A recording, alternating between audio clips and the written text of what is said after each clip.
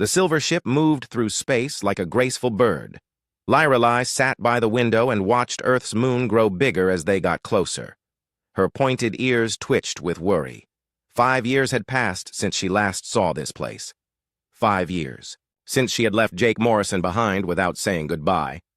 Luna Station looked different now. More ships came and went. More aliens walked the halls with humans. The docking bay buzzed with activity as her elven ship touched down. Lyrelei stepped out wearing her finest robes.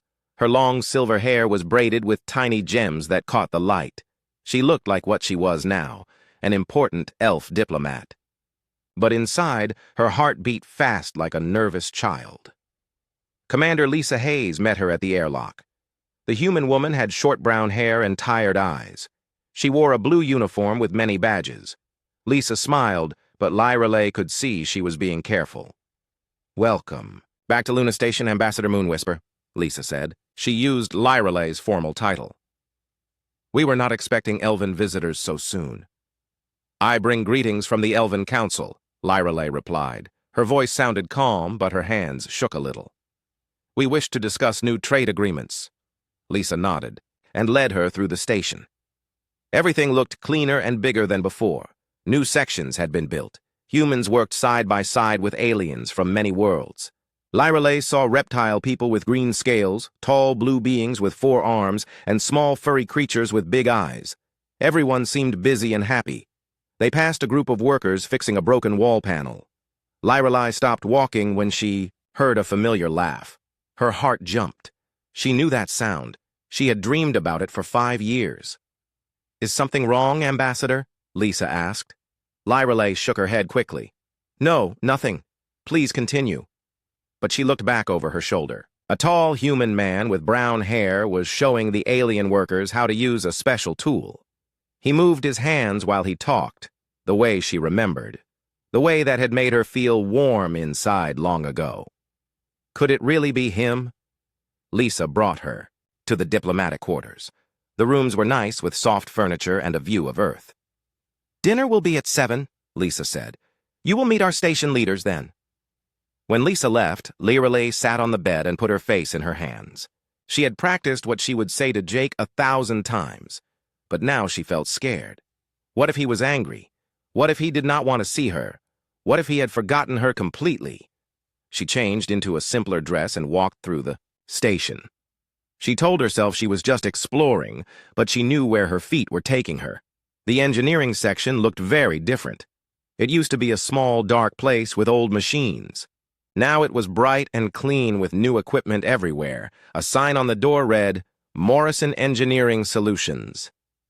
Lyrelei's breath caught in her throat. Jake had his own company now. Through the glass wall, she could see him working at a big table covered with plans and drawings. He looked older but still handsome. His brown eyes focused on his work the way they always had. A green-scaled alien woman came up beside her. "He is very good at his job," the alien said in a friendly voice. "Jake helped my people fix our water systems last year. He saved many lives." Lyrelei turned to look at the alien. "You know him well?" "I am Zara Veltar. Jake and I work together often. He treats all beings the same, no matter what world they come from." Zara studied Lyrelei with bright yellow eyes. "You are the new elf diplomat, yes? Jake will be happy to meet you. He has always been interested in learning about other cultures." The words hurt, even though Zara meant to be kind. Jake would be happy to meet her like she was a stranger.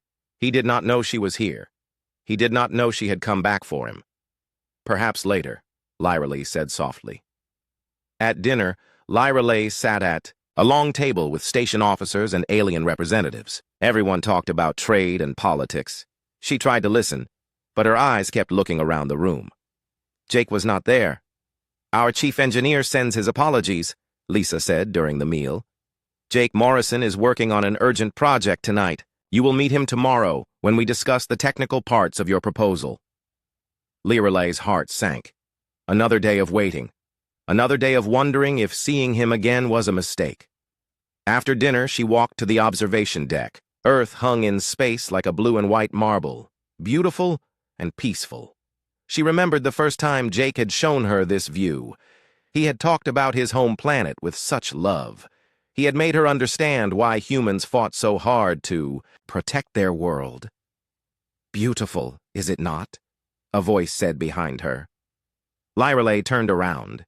A human woman with dark skin and kind eyes stood there. She wore a lab coat over her clothes. "I am Dr. Maya Patel," the woman said. "I study alien biology. I heard we have an elven visitor." "I am Lyrele Moonwhisper," Maya smiled. "Jake mentioned that name once. You were here 5 years ago during the plague crisis, right? He said an elf diplomat helped save thousands of lives." Lyrelay felt her cheeks grow warm. "Jake remembered me?" "Oh, yes. He said working with you changed how he thought about many things. He learned that different people can solve problems in different ways. That lesson helped him become the engineer he is today." Maya looked out at Earth. "He built his whole company on that idea, bringing different minds together to find better solutions. Humans, elves, reptiles, all working as one team." "He sounds very successful," Lyrelay said quietly. "He is, but—" Maya paused. "I think he is also lonely sometimes. Success is nice, but it is not everything." Maya said goodnight and left. Lyrelay stayed by the window for a long time, thinking about Maya's words. She had come here hoping to find the same young man she had left behind, but Jake had grown and changed, just like she had. Would the person he had become still care about, the person she used to be? Tomorrow she would find out. Tomorrow she would see if the connection they had shared 5 years ago was strong enough to survive the time they had spent apart. Tomorrow she would learn if coming back had been the right choice or the biggest mistake of her long elven life. The stars outside the window twinkled like the gems in her hair, but they offered no answers to her questions. The next morning came too quickly for Lyrelay. She stood in front of the mirror in her room and tried to calm her nerves. Her hands shook as she braided her hair. Today she would see Jake again. Today she would find out if he still remembered her the way she remembered him. The meeting room was large with a round table in the center. Commander Lisa sat at one end with several human officers. Alien representatives filled other chairs. Lyrelay entered wearing her formal diplomatic robes, but her heart hammered against her chest. "Good morning, Ambassador," Lisa said. "Let me introduce our chief engineer, Jake Morrison." Lyrelay turned, and there he was. Jake stood by the window looking at star charts on his tablet. He had grown taller and stronger over the years. His brown hair was shorter now, and he wore a neat blue uniform with engineering patches. When he looked up at her, his eyes went wide with surprise. "Lyrelay?" he whispered. She nodded, not trusting her voice to work properly. Jake stared at her for a long moment. I did not know you were the diplomat coming to visit us." "Hello, Jake," she managed to say. The room fell quiet. Everyone looked between them with curious faces. Lisa cleared her throat. "You two know each other?" "We worked together during the plague crisis 5 years ago," Jake said. His voice sounded careful and formal. Lyrelay felt a pain in her chest. He was treating her like a business partner, not like someone who had once meant something special to him. "Well then," Lisa said, "this should make our discussions easier. Jake, please explain the technical requirements for the colony project." Jake moved to the front of the room and started showing pictures on the big screen. He talked about ships and life support systems and landing procedures. Lyrelay tried to listen, but her mind kept drifting back to 5 years ago. She remembered the first time she had seen Jake. He was just a maintenance worker then, fixing broken pipes in the lower levels of the station. The plague had hit 3 alien species hard. People were dying. The station's water system could not handle the extra load of refugees and medical supplies. Most humans had been scared of the sick aliens. But not Jake. He had worked day and night to build better water filters.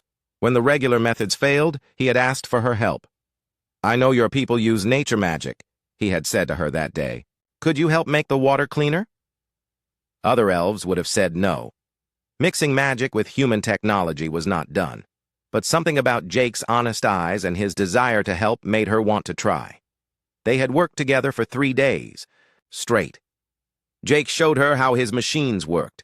She shared the old elven songs that could purify water and help plants grow.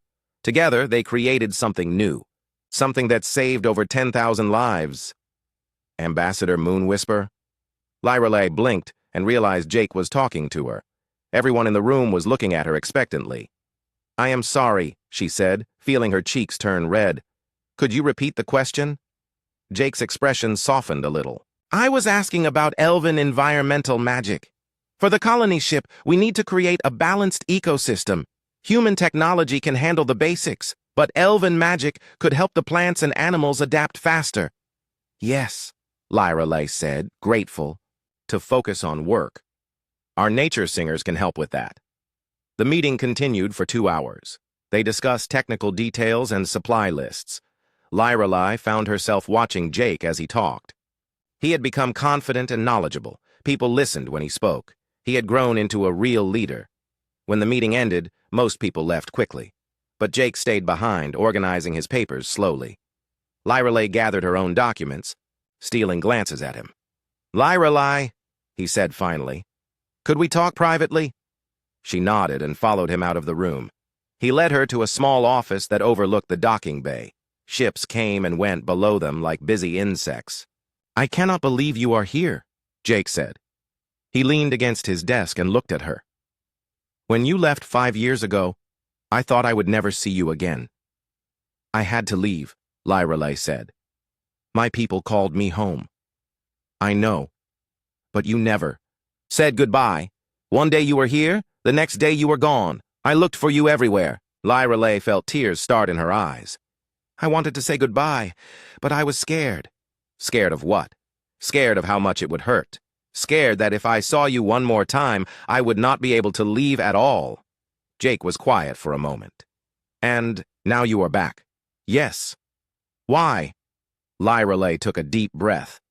This was the moment she had been preparing for. Because leaving you was the biggest mistake of my life. Jake's eyes widened. Lyrelay, I have thought about you every day for 5 years, she continued. I have compared every person I met to you. No one else made me laugh the way you did. No one else made me want to be a better person. You were already a good person, Jake said softly. No, I was not. I was proud and foolish. I thought elves were better than other races. But you showed me that wisdom and kindness matter more than how long someone lives or what magic they can do. Jake walked closer to her. You taught me things too. Before I met you, I thought all problems could be solved with human technology. You showed me that different approaches can work together. That lesson built my entire career. I heard about your company. You have done very well. Business success is not everything, Jake said. Some things matter more. They stood close now. Lyrelay could smell his familiar scent, like clean metal and warm earth. Her heart beat so fast, she was sure he could hear it. The colony project, Jake said. Working together again. It feels like fate. Do you believe in fate? Lyrelay asked. I believe some people come into our lives for a reason. You changed me, Lyrelay. You made me see the universe differently. You changed me too. Jake reached out and touched her hand. His skin was warm against hers. Are you staying this time? When the project is done, will you leave again? I do not know, Lyrelay said honestly. My life is complicated now. I have duties to my people. And I have responsibilities here, Jake said. But maybe we can figure something out. Maybe we can find a way to make it work. A knock on the door interrupted them. Zara Veltar poked her green head inside. Jake, sorry to bother you, but we have a problem with the ship design. The Centauri representative wants to make changes. Jake sighed and let go of Lyrelay's hand. I will be right there. Zara looked between them with knowing eyes. Oh, I see. Old friends catching up. Take your time. She left with a smile that showed too many sharp teeth. I should go too, Lyrelay said. I have reports to write for my council. Have dinner with me tonight, Jake said quickly. Not a business dinner, just us, like old times. Lyrelay hesitated. Getting close to Jake again would only make leaving harder when the project ended. Please, Jake said. We have 5 years to catch up on. Okay, she said. But somewhere quiet. I do not want the whole station watching us. I know just the place. That evening, Jake took her to his private quarters. He had cooked dinner himself, something he had learned to do over the years. They sat by the window eating human food and drinking elven wine that Lyrelay had brought as a gift. Tell me about your life, Jake said. What happened after you left here? Lyrelay talked about her training as a diplomat, her missions to different worlds, her growing understanding of how vast and complex the galaxy was. Jake told her about building his company, the challenges of working with so many different species, the satisfaction of solving problems that seemed impossible. "Do you remember the water purification project?" Lyrelai asked. "How could I forget? It was the most important thing I had ever done, and I could not have done it without you. You would have found another way. Maybe. But it would not have been as good, and I would not have learned as much." They talked until late into the night. Old jokes made them laugh. Shared memories brought tears to their eyes. Slowly, the wall of 5 years apart began to crumble. When Lyrelai finally went back to her room, she felt hope growing in her chest, like a warm flower. Maybe, just maybe, they could find their way back to each other. Maybe love was strong enough to bridge any distance, even 5 years of separation. The colony ship construction site floated in the asteroid belt like a metal flower blooming in space. Lyrelai pressed her face to the shuttle window as they approached. Hundreds of workers moved around the huge ship frame like tiny ants building something magnificent. "Impressive, is it not?" Jake said from the seat beside her. "It will house 5,000 people from 12 different worlds." "It is beautiful," Lyrelai agreed. But she was not really looking at the ship. She was watching Jake's face light up as he talked about his work. 3 weeks had passed since their dinner together. 3 weeks of working side by side every day, planning and designing and slowly falling back into their old rhythm. The shuttle docked at the construction platform. Jake led her through busy corridors filled with workers from many species. Humans in spacesuits welded metal beams. Centauri engineers with 4 arms assembled delicate computer systems. Reptilian workers used their natural strength to move heavy equipment. "The living areas are almost finished," Jake explained as they walked. "But we still need to solve the life support problem for the garden sections." They entered a huge open space that would become the ship's main park. Right now, it was just empty metal walls and support beams, but Lyrelai could imagine it filled with trees and flowers from a dozen worlds. "The air recycling systems work fine for normal spaces," Jake said, "but the garden needs something more complex. Different plants need different atmospheric conditions." Lyrelai walked around the empty space, thinking, what if we create microenvironments, small areas with their own air systems? "I thought of that," Jake said, "but it would be too heavy and use too much power." "Not if we use elven growing songs," Lyrelai said. "Magic can help plants adapt to new conditions instead of changing the environment for each plant." Jake smiled. "You always think of solutions I miss." They spent the morning making new plans. Jake drew technical diagrams while Lyrelai explained how elven magic could work with human machines. Being close to him felt natural and right, like coming home after a long journey. "Jake Morrison to the communications center," a voice said over the ship's speakers. "Emergency message." Jake frowned. "I hope it is not another design change. The Vulcan representative already asked us to modify the sleeping quarters twice." They hurried to the communications center. A worried-looking human technician handed Jake a message pad. "It just came in from Earth," the technician said. "Marked urgent." Jake read the message and his face went pale. "There was an explosion at the shipyard on Mars. Someone planted a bomb in the engine section." "Was anyone hurt?" Lyrelai asked. 3 workers are in the hospital, but that is not the worst part." Jake showed her the message. "They found evidence that the bombers are planning to attack this construction site next." "Who would do such a thing?" "Anti-alien extremists," Jake said bitterly. "Humans who think we should not work with other species. They call themselves the Pure Earth Movement." Lyrelai felt a chill run down her spine.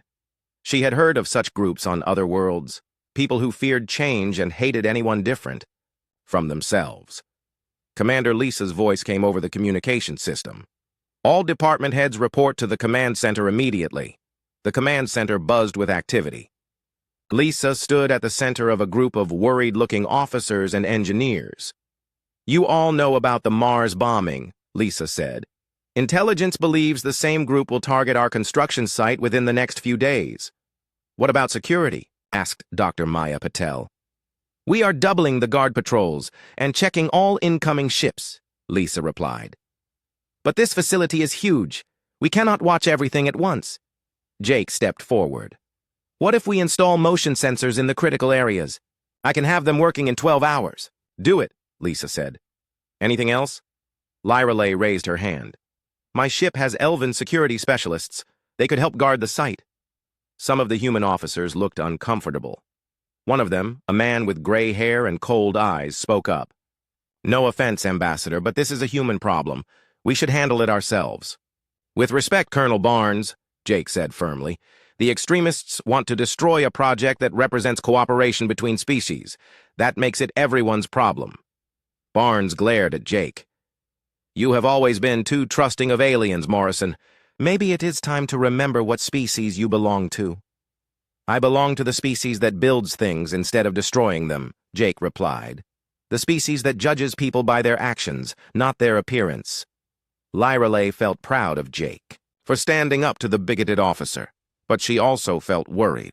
Making enemies among his own people could cause problems for Jake later. After the meeting, Lyrelay and Jake worked through the day installing security sensors. As evening approached, they found themselves alone in the garden section again. Thank you for supporting me today, Lyrelay said. Barnes is an idiot, Jake said. Most humans are not like him. I know, but he made me think about something. Lyrelay sat down on a metal crate. When this project is finished, what happens to us? Jake sat beside her. What do you mean? I mean, you have a life here, a business, friends, responsibilities. I have duties to my people. We live in different worlds, literally. We could find a way to make it work, Jake said. Long-distance relationships are hard, but not impossible. It is more than distance, Jake. My people, they do not approve of my friendship with humans. Jake turned to look at her. What do you mean? Lyrelay took a deep breath. The Elven Council thinks I have become too influenced by human ideas. They only sent me on this mission because they want to keep an eye on me. That is ridiculous. Working with humans has made you a better diplomat. You and I know that. But many of my people think spending time with short-lived species makes elves forget their true nature. Short-lived? Jake sounded hurt. I am sorry. That is how they think. Elves live for thousands of years. To them, a human lifetime is like a brief moment. But to you? Lyrelay reached over and took his hand. To me, your lifetime is the most precious thing in the universe. Every moment with you matters more than centuries without you. Jake squeezed her hand. Then we will make it work somehow. They were interrupted by shouting from the main corridor. Jake and Lyrelay ran toward the sound. They found workers running and pointing at the engine section. Fire in compartment 7, someone yelled. The automatic systems are not working. Jake grabbed a toolkit and ran toward the smoke. Lyrelay followed him into the damaged compartment. Sparks flew from broken electrical panels. The air tasted bitter with burning plastic. The fire suppression system has been sabotaged, Jake said, checking the wall controls. Someone knew exactly what they were doing. Can you fix it? Not fast enough. The fire will spread to the fuel lines before. I can get the system working again. Lyrelay closed her eyes and reached out with her elven senses. She could feel the fire like an angry animal eating at the ship's metal bones. But she could also feel something else. Water in the pipes, air in the ventilation system, the natural elements that existed even in this artificial place. Stand back, she told Jake. Lyrelay began to sing in the ancient elven language. Her voice rose and fell like wind through trees. The fire seemed to hesitate, confused by the strange sound. Then water began to leak from the ceiling pipes. Not broken water, but water that moved with purpose. The air itself seemed to push against the flames. Within minutes, the fire was out. Jake stared at her with amazement. I have never seen anything like that. Emergency magic, Lyrelay said, feeling tired. It takes a lot of energy. Security teams arrived and found evidence of sabotage. Someone had planted small explosives designed to look like accidents. If the fire had spread, it could have destroyed the entire engine section. They were here, Jake said grimly. The extremists managed to get onto the station. That night, Lyrelay could not sleep. She stood by the window in her quarters, looking out at the stars. The attack had shown her how much danger Jake faced just by working with aliens like her. Some of his own people saw him as a traitor to humanity. A message came through on her personal communicator. It was from the Elven Council. They had heard about the human extremist attack and wanted her to return home immediately. "The safety of our diplomatic personnel cannot be guaranteed," the message said. "You will report to the council tomorrow for reassignment." Lyrelei stared at the message for a long time. If she left now, she might never see Jake again. But if she stayed, she would be defying direct orders from her own government. She heard footsteps in the corridor outside her room. Jake appeared at her door looking worried. "I got a message from Earth Command," he said. "They want to end the colony project. Too dangerous, they said." "I got a message too," Lyrelei said. "My people want me to come home." They looked at each other across the small room. Both of them faced the same choice: follow orders and give up on their dream, or fight for what they believed in and risk everything. "What are we going to do?" Jake asked. Lyrelei thought about the bombers who wanted to destroy everything they had built. She thought about the elven counselors who saw her love for Jake as a weakness. She thought about all the people on both sides who wanted to keep the races separate and afraid of each other. The elven ship arrived 3 days later like a silver blade cutting through space. Lyrelei watched it dock from the observation deck, her heart heavy with dread. She knew what was coming. The council had sent someone important to bring her home. Ambassador Sylvanus Starweaver stepped off the ship wearing robes that sparkled with real starlight. He was ancient even by elven standards, his silver hair flowing down to his feet. When he looked at Lyrelei, his eyes held disappointment and anger. "Young Moon Whisper," he said in their native language, "you have caused much concern among the council." "I am fulfilling my diplomatic mission," Lyrelei replied, also in Elven. "Your mission was to observe human capabilities, not to form inappropriate attachments." Sylvanus looked around the docking bay with disgust. "I see the reports were accurate. You have indeed been contaminated by human sentiment." Lyrelei felt anger rise in her chest. "If caring about the welfare of all species is contamination, then I am proud to be infected. Such words only prove how far you have fallen." Sylvanus gestured toward his ship. "You will return with me immediately. The council will decide your punishment. I cannot leave now. The colony project is not finished. The project is of no importance. Humans are a short-lived species that will destroy itself within a few centuries. We waste our time trying to help them." "You are wrong," Lyrelei said, firmly. "Humans have great potential. They can teach us things we have forgotten in our long lives." "Enough." Sylvanus's voice carried the authority of centuries. "You will come with me, or you will be declared outcast from all elven worlds." Lyrelei knew what that meant. Exile, never seeing her family again, never walking in the ancient forests of her home world, never hearing the great songs that connected all elves across the galaxy. But then she thought of Jake. She thought of the way he smiled when he solved a difficult problem.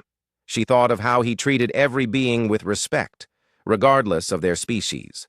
She thought of the colony ship that would carry families from many worlds to a new home among the stars. "I need time to prepare," she said finally.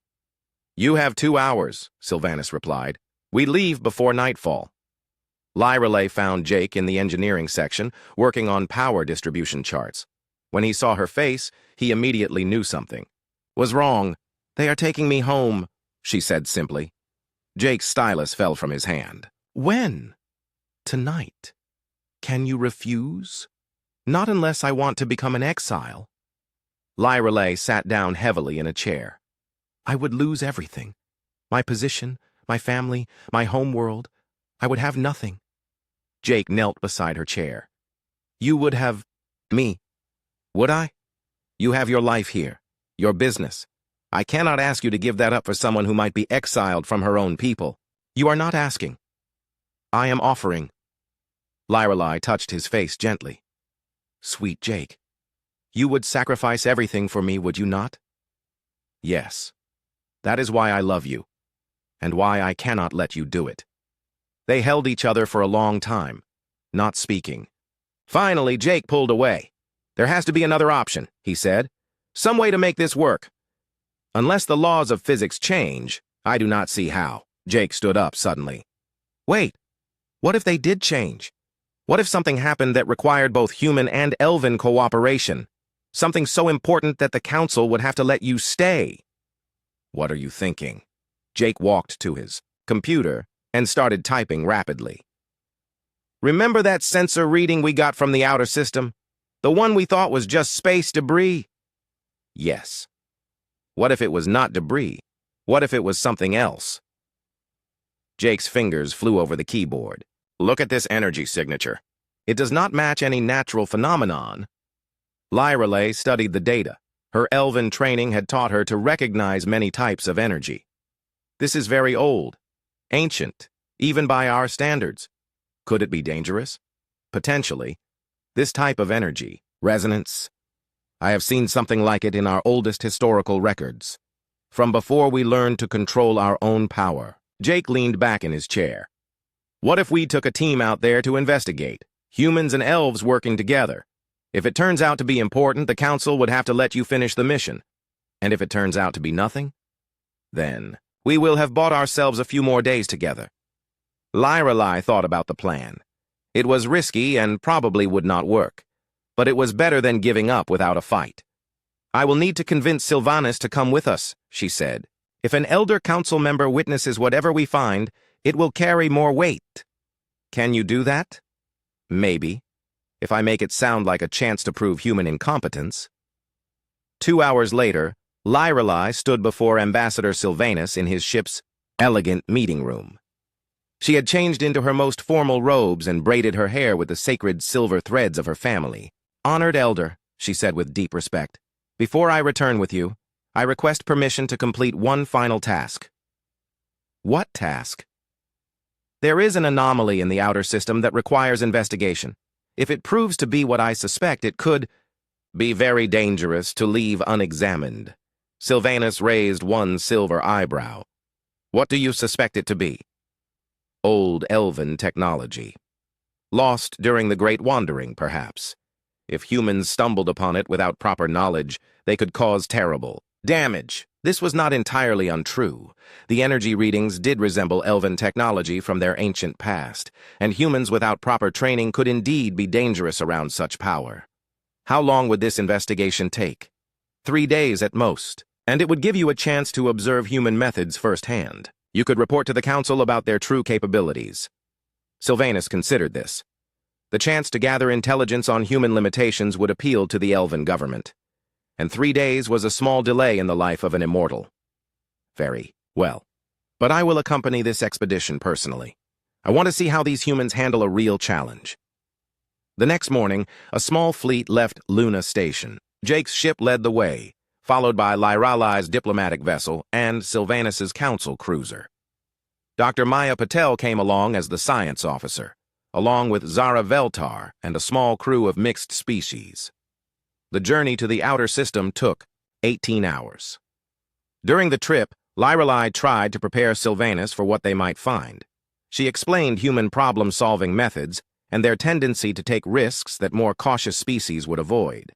Reckless behavior, Sylvanas said dismissively. Proof of their immaturity. Sometimes, Lyrelay agreed. But sometimes their willingness to try new things leads to breakthrough discoveries. When they reached the coordinates, they found something none of them had expected. Floating in the darkness was a crystalline structure the size of a small moon. It pulsed with the same energy signature they had detected, but much stronger now that they were close. By the ancient trees, Sylvanas whispered. I know what this is. What? Jake asked over the communication link. A seat of worlds, Lyrelay said, her voice filled with awe. We thought they were all destroyed. Someone needs to explain this to those of us who do not have 1,000-year-old memories, Dr. Patel said. Sylvanas spoke slowly, as if remembering a half-forgotten dream. Long ago, when our people first learned to travel between stars, we created these devices. They were meant to help terraform new worlds for colonization. What happened to them? Jake asked. They were too powerful, Lyrelay explained. One malfunctioned and destroyed an entire solar system. We thought we had found and dismantled all of them. Apparently we were wrong, Sylvanas said grimly. Jake studied the sensor readings from his ship. The crystal is definitely active. Energy levels are increasing. slowly but steadily. How long before it becomes dangerous? Maya asked. Sylvanus and Lyrelai exchanged worried looks. If it follows the same pattern as the device that malfunctioned, Lyrelai said, we have perhaps a week before it reaches critical instability. Can it be shut down? Not from the outside, Sylvanus said. Someone would have to go inside the structure and deactivate it manually. The internal environment will be lethal to most species, Lyrelai added. High radiation, gravity fluctuations, energy fields that can stop a heart. Jake was quiet for a moment. What about environmental suits? Enhanced shielding? Human technology is not advanced enough, Sylvanus said coldly. What about human technology enhanced with elven magic? Jake asked. Like we did with the water purification system. That might work, Lyrelai said thoughtfully. But it would require perfect cooperation between our species. One mistake and whoever goes in there dies. Then we better not make any mistakes, Jake said. Sylvanus stared at the crystalline structure through the view screen. You would risk your life to save worlds you have never seen? Species you have never met? Somebody has to, Jake replied simply. For the first time since meeting him, Sylvanus looked at Jake with something other than contempt. Perhaps there is more to humans than I realized. There is more to all of us than we realize, Lyrelai said. That is what Jake taught me. The next 3 days were a race against time. Jake and his team worked around the clock to modify environmental suits with elven magical protections. Lyrelai and Sylvanus prepared the spells that would keep the suits functioning in the hostile environment inside the crystal. 1 year later, the colony ship hung in space like a silver city among the stars. Lyrelai walked through the completed garden section, breathing air that smelled of flowers from a dozen worlds. Earth roses grew beside Centauri crystal blooms. Vulcan meditation trees spread their silver branches over Andorian ice moss. It was beautiful and impossible, a living symbol of what different species could create together. The final systems check is complete, Jake said, walking up behind, her with a datapad in his hands. We are ready for launch. Lyrelai turned to smile at him. He wore the blue uniform of the colony's Joint Leadership Council. She wore similar robes in elven green and silver. Together, they would guide 5,000 colonists to their new home on Kepler 442b, a world that could support life from many different planets. Are you nervous? She asked. Terrified, Jake admitted. We are responsible for so many lives. What if something goes wrong? Then we will fix it, Lyrelai said simply. That is what we do. They walked hand in hand through the garden paths. Children from various species played together under the artificial sun. Human kids chased Vulcan youngsters while tiny Andorian children splashed in the reflection pools. Their laughter echoed off the metal walls like music. Sometimes I still cannot believe this is real, Jake said. A year ago, I thought I had lost you forever. Lyrelai squeezed his hand. A year ago, I thought I would have to choose between love and duty. The events after the Crystal mission had changed everything. When they returned to Luna Station, Ambassador Sylvanus had sent a detailed report to the Elven Council. He described Jake's heroism and the perfect cooperation between human technology and elven magic. He praised Lyrelai's diplomatic skills and recommended that she be given expanded authority to work with other species. Most importantly, he told the Council that humans were not the primitive beings they had imagined. They possess qualities that we elves have lost in our long lives, he had written. Courage, innovation, and a willingness to sacrifice for strangers. We could learn much from them. The Council had been so impressed that they offered Lyrelai a new position.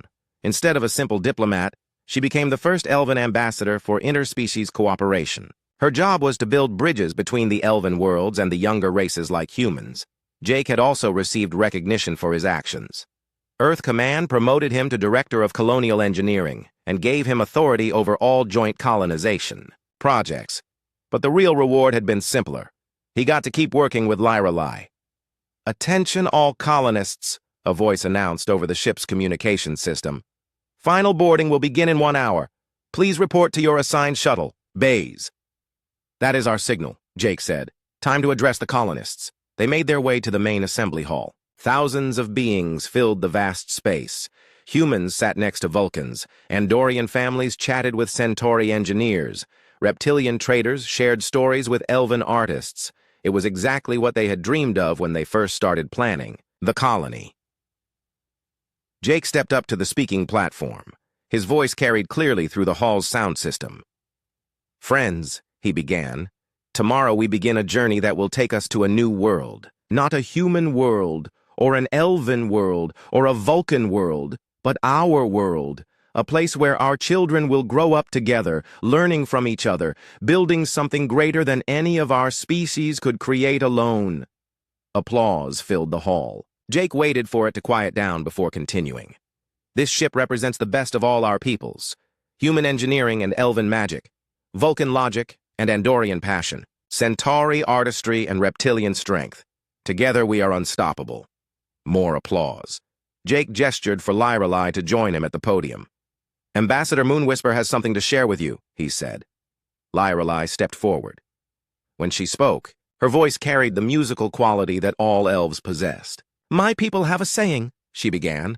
"A single tree, no matter how strong, cannot make a forest, but many trees together can weather any storm." She looked out at the mixed crowd. "We are those trees, different in our shapes and sizes, but sharing the same soil, the same sun, the same dream of a better future. The colony we are building will not always be easy. There will be challenges, disagreements, moments when our differences seem more important than our similarities. But if we remember that we are all part of the same forest, we will overcome anything." The crowd erupted in cheers. Representatives from each species stood and clapped. Even the normally reserved Vulcans showed approval with their traditional hand gesture. After the ceremony, Jake and Lyrelei retreated to their private quarters. The rooms were designed for two people from different species, with both human furniture and elven meditation spaces. Pictures covered the walls, showing their journey from that first meeting during the plague crisis to this moment. "Do you ever wonder what would have happened if we had never met?" Lyrelei asked as they sat together on the couch. "Every day," Jake said. "I think I would have stayed a maintenance worker forever, fixing broken pipes and never dreaming of anything bigger. And I would have remained a proud young elf, convinced that my people were superior to all others." Lyrelei curled up against Jake's side. "We saved each other." "We saved each other," Jake agreed. A soft chime indicated an incoming message. Jake checked his communication device and smiled. "What is it?" Lyrelei asked. "A wedding invitation. Zara and her mate are getting married next month. They want us to attend the ceremony when we reach the colony. Our first official celebration on the new world," Lyrelei said happily. "Actually," Jake said, reaching into his pocket, "I was hoping we might have our own celebration first." He pulled out a small box. Inside was a ring unlike anything Lyrelei had ever seen. Human diamonds were set in an elven silver band that seemed to capture starlight. Tiny inscriptions in both human script and elven runes circled the metal. "Lyrelei Moonwhisper," Jake said, dropping to one knee beside the couch. "Will you marry me?" Lyrelei stared at the ring, then at Jake's hopeful face. "You know this will be complicated. Marriage between species requires approval from both governments." "I already have approval," Jake said. "Ambassador Sylvanas spoke to the Elven Council, and Earth Command gave their blessing last week. You have been planning this for a while, since the day you came back to me." Lyrelei took the ring from the box and slipped it onto her finger. It fit perfectly, warm against her skin like it had been made just for her. "Yes," she said simply. "Yes, I will marry you." Jake stood up and kissed her. Outside their window, the stars wheeled slowly past as the colony ship prepared for its long journey. 3 months later, on the surface of their new world, Jake and Lyrelei stood before friends and family from across the galaxy. The wedding ceremony combined traditions from both their cultures. Jake wore formal human attire, while Lyrelei was dressed in flowing elven robes that caught the light of the alien sun. Dr. Maya Patel served as the human officiant, while an elven priestess spoke the ancient words of binding. Zara Veltar acted as witness, her scales gleaming in the planetary sunshine. Even Ambassador Sylvanas had come for the occasion, his stern face showing the hint of a smile. "By the laws of Earth and the traditions of the elven worlds," Maya said, "I pronounce you married in the sight of all beings." "By leaf and branch, by star and stone," the elven priestess added. "May your bond endure across all the years to come." Jake and Lyrelay kissed as their friends cheered. Above them, the colony ship hung in the sky like a silver moon, already disgorging shuttles full of colonists ready to build their new homes. That evening, as the celebration continued around them, Jake and Lyrelay walked along the shore of the planet's purple ocean. The waves lapped gently at the beach, while two moons rose over the horizon. "So," Jake said, taking her hand, "what do we do now?" "Now we build our life together," Lyrelay said. "We help our people create something beautiful on this world. We show the galaxy that love is stronger than fear, that cooperation is better than conflict. And if people back home still think we are crazy for marrying outside our species, then we prove them wrong by being happy." They walked in comfortable silence for a while, listening to the alien sea and watching the strange constellations wheel overhead. In the distance, they could see the lights of the first colonial settlement beginning to twinkle in the gathering. "Darkness." "Jake," Lyrelay said suddenly. "Yes? Thank you." "For what?" "For changing my life. For showing me that the universe is bigger and more wonderful than I ever imagined." "Thank you for coming back for me," Jake replied. "For giving us a second chance. It will not be easy," Lyrelay warned. "Marriages between different species face special challenges. Our children will belong to two worlds, but never fully fit in either one." "Our children will be bridges," Jake said confidently. "Just like their parents.